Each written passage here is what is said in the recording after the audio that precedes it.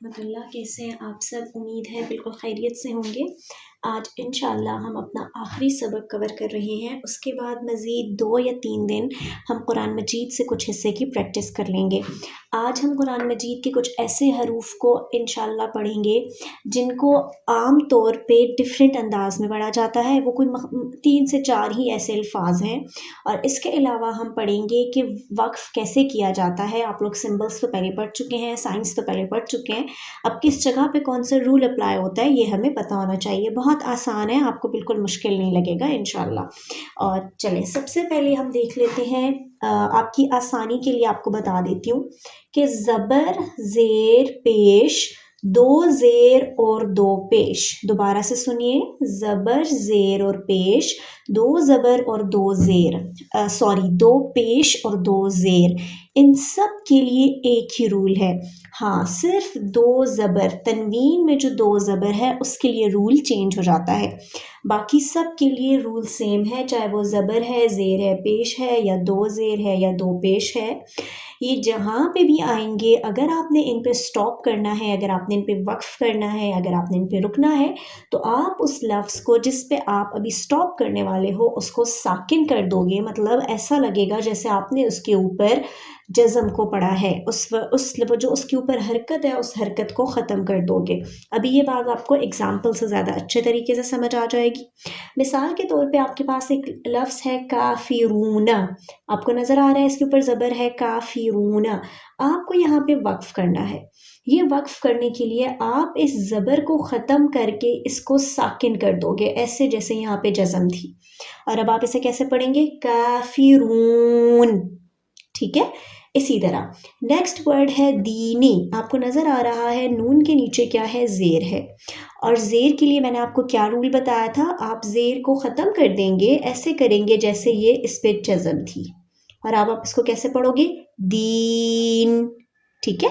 Next آپ دیکھ لیں احدن، 2 پیش ہے، 2 پیش کے بارے میں بھی وہی رول ہے، آپ دال کو ایسے کر دو گے جیسے یہ ساکن ہے، اور آپ اس کو پڑھو گے احد، احد۔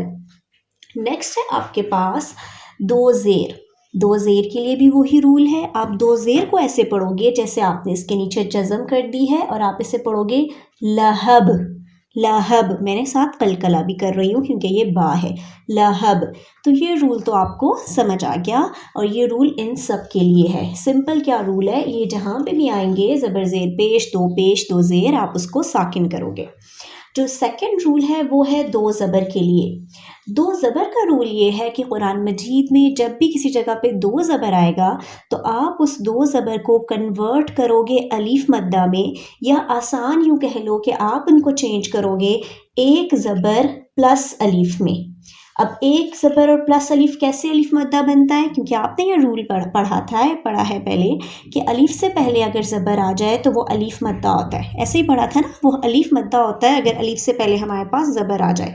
تو ایگزیکٹلی یہ رول یہاں پہ اسی طریقے سے فالو ہوگا، یہ اس طریقے سے فالو ہوگا کہ ہمارے پاس ہے ورڈ حمیمن، ٹھیک ہے؟ جب ہم یہاں پہ وقف کریں گے تو ہم اس کو کنورٹ کر دیں گے حمیمہ، میم الف زبر ما، حمیمہ۔ اسی طرح ہمارے پاس سیکنڈ ورڈ ہے نداءن، ٹھیک ہے؟ نداءن کا جب آپ گیپ کریں گے، جب آپ یہاں پہ وقف کریں گے تو آپ اس کو کیسے پڑھیں گے؟